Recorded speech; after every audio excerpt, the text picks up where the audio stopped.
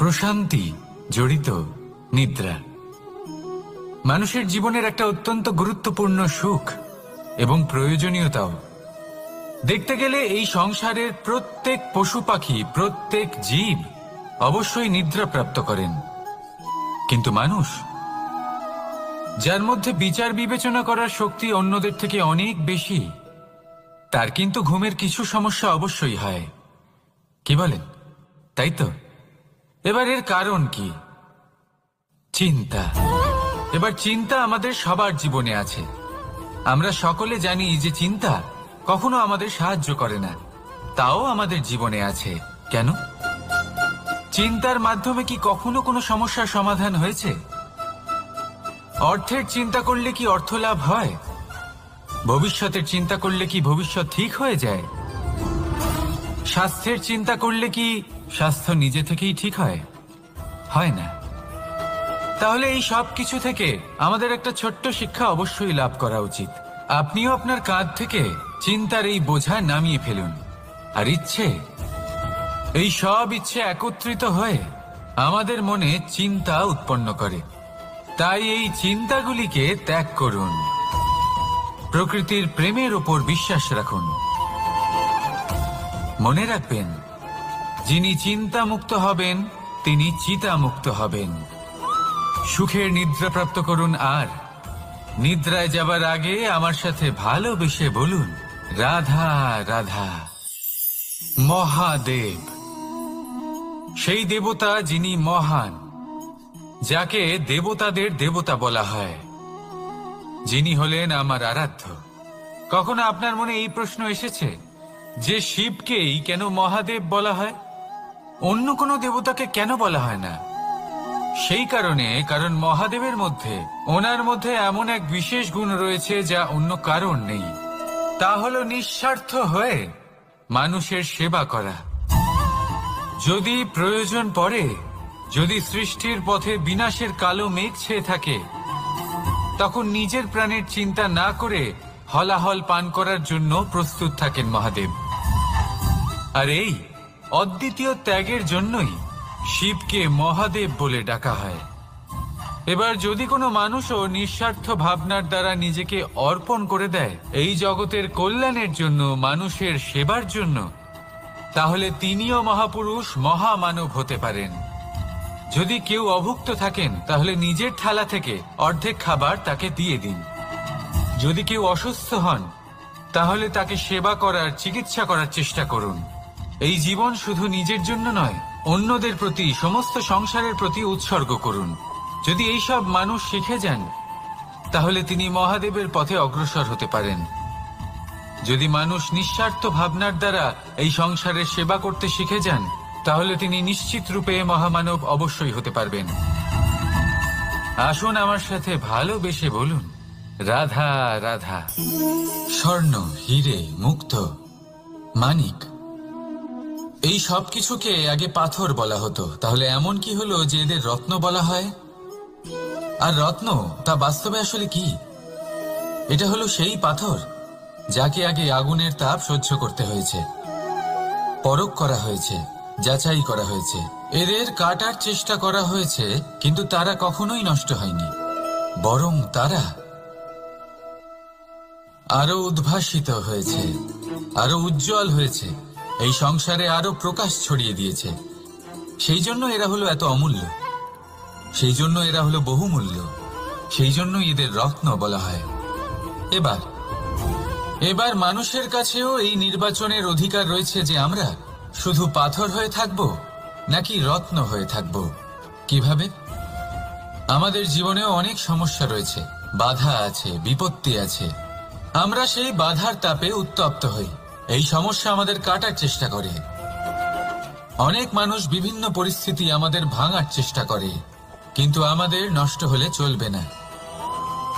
যেভাবে এই রত্ন সমস্যার সম্মুখীন হয়ে পাথর থেকে রত্ন হয়েছে, সেইভাবেই আমাদেরও আমাদের সমস্যার সম্মুখীন হয়ে রত্ন হয়ে উঠতে হবে, এই সংসারে প্রকাশের স্রোত হয়ে উঠতে হবে। তাহলে এটাই করুন আর আমার সাথে ভালোবেসে বলুন, রাধা রাধা। সংসারে সব থেকে বড় শক্তি আসলে কি? কেউ বলবেন শারীরিক শক্তি, কেউ বলবেন অস্ত্রের শক্তি, কেউ বলবেন জ্ঞানের শক্তি। ঠিক আছে, কিন্তু যদি আমি বলি সংসারের সব থেকে বড় শক্তি হল শক্তি কোনো এক তথ্যের, আজ্ঞে হ্যাঁ, তথ্য। এই তথ্য নিজেই কিন্তু খুব শক্তিশালী, অত্যন্ত শক্তিশালী অস্ত্র হলো এই তথ্য। আর সত্যি বলতে অনুচিত তথ্যের থেকে অনেক বেশি ঘাতক হলো অসম্পূর্ণ তথ্য। যেরকম আজ শাম্ব রুক্মির সাথে করেছে, ওকে অসম্পূর্ণ তথ্য দিয়েছে, তার ফলে বিনাশ হলো।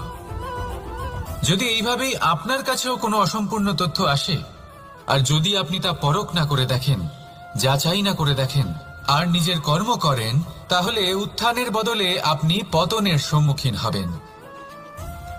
বিকাশের বদলে আপনার বিনাশ হয়ে যাবে।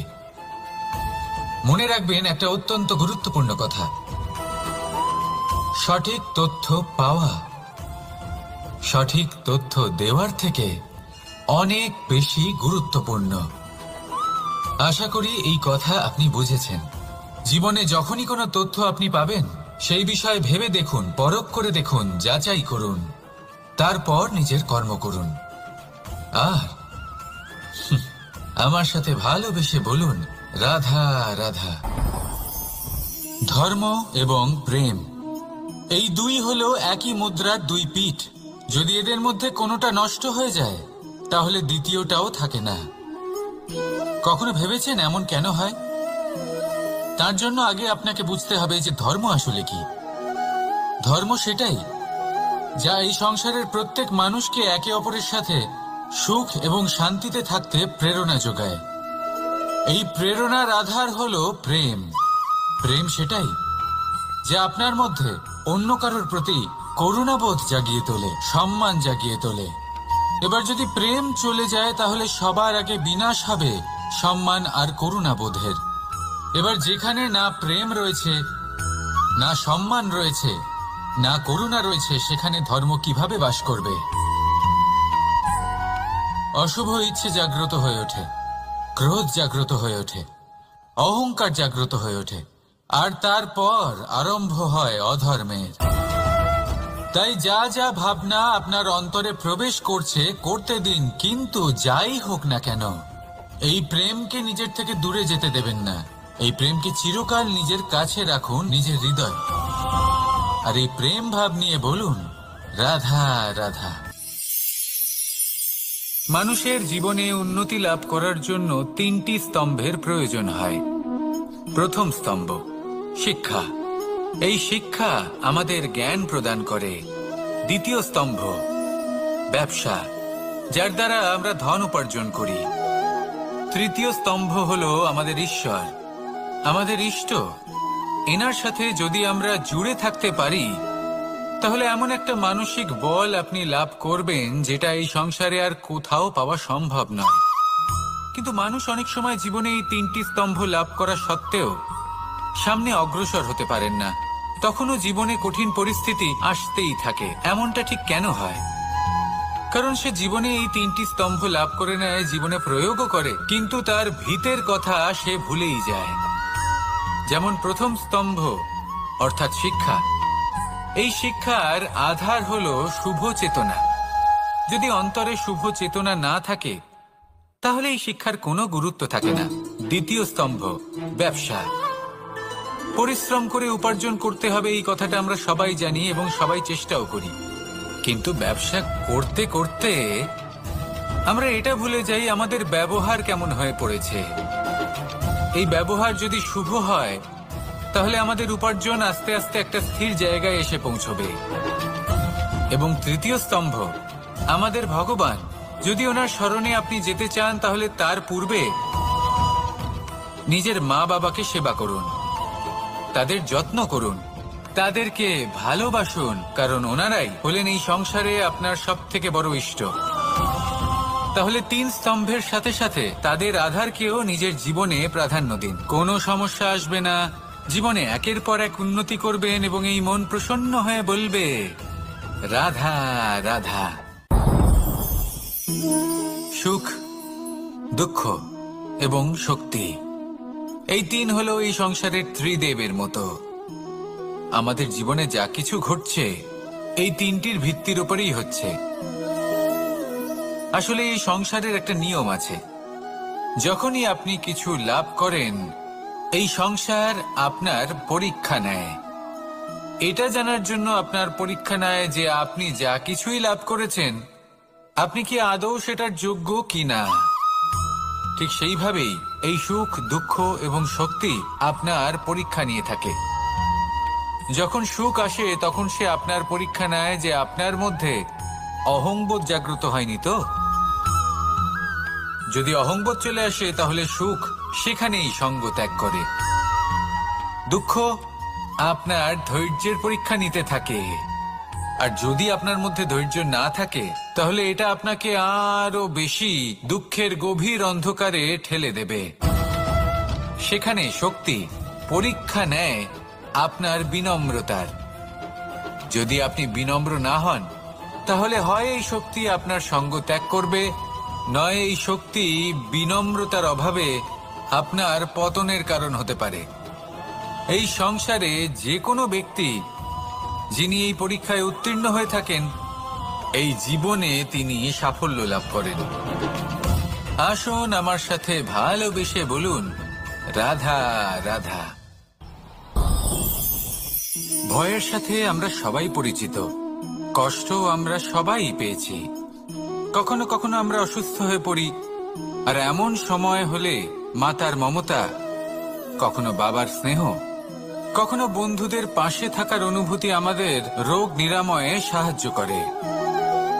কখনো যদি আমরা নিরাশ হয়ে পড়ি, তখন যদি আমাদের কোনো আপনজন আমাদের দুটো ভালো কথা বলে তখন আমাদের মনোবল বেড়ে যায়। ঠিক তেমন সংসারের এই রঙ্গমঞ্চে যদি আপনি পীড়িত অনুভব করেন, কিছু শুভ কথা আলোচনা করুন, কিছু স্তুতি গান করুন, কিছু মুহূর্তের জন্য হলেও নিজের ইষ্টদেবের কথা স্মরণ করুন আর প্রার্থনা করুন। সাহস বাড়বে, শক্তিও বৃদ্ধি পাবে এবং সামনে এগিয়ে চলার পথও দেখতে পাবেন। তখন এই মন প্রসন্ন হয়ে বলবে, রাধা রাধা। এই সংসারে কখনো কোনো ব্যক্তিকে তার বাইরের পোশাক দেখে বিচার করার চেষ্টা করবেন না, এটা খুব বড় ভুল করবেন। যেমন আমরা জীবনে অনেক সময় এমন করি, ধরুন কোথাও একটা গাছ দেখলাম, খুব বিশাল আকারের একটা গাছ যেটা মাটির থেকে অনেক উঁচুতে পৌঁছে গেছে, যার বিশাল শাখা আছে। সেগুলো দেখে আমরা ভাবি যে এই গাছে হয়তো কত সুস্বাদু ফল আছে, আমরা সেই গাছের পরিচর্যা করতে থাকি। আবার অন্যদিকে হলো একটি তৃণ যেটা মাটি থেকে কিছুটা উঁচুতে পৌঁছেছে, কিন্তু সেই তৃণর নিচে, মাটির নিচে অত্যন্ত সুস্বাদু ফল বা সবজি জন্ম নেয়, যা আমাদের স্বাস্থ্যের পক্ষে অত্যন্ত উপকারী। সেই জন্য কখনো আবরণ দেখে কাউকে বিচার করতে চেষ্টা করবেন না। তার বদলে এটা বোঝার চেষ্টা করুন যে আপনার সামনে যে ব্যক্তি আছে বা বস্তু আছে তার বিশেষত্ব কি। যদি এই বিশেষত্ব বোঝার ক্ষমতা আপনি অর্জন করেন, যদি এই শিল্প আপনি নিজের ভেতরে জাগ্রত করেন, তাহলে এই সংসারে বিশেষত্ব কি সেটা আপনি জানতে পারবেন। আর এই সমস্ত খেলা দৃষ্টি থেকে নয়, দৃষ্টিভঙ্গি থেকে জন্ম নেয়। দৃষ্টিভঙ্গি সবসময় শুভ রাখুন আর আমার সাথে ভালোবেসে বলুন, রাধা রাধা। যখন আমরা কোনো বনে প্রবেশ করি তখন এই সবুজ ঘাস দেখে, এই কোমল ঘাস দেখে আমাদের মন প্রফুল্ল হয়ে ওঠে।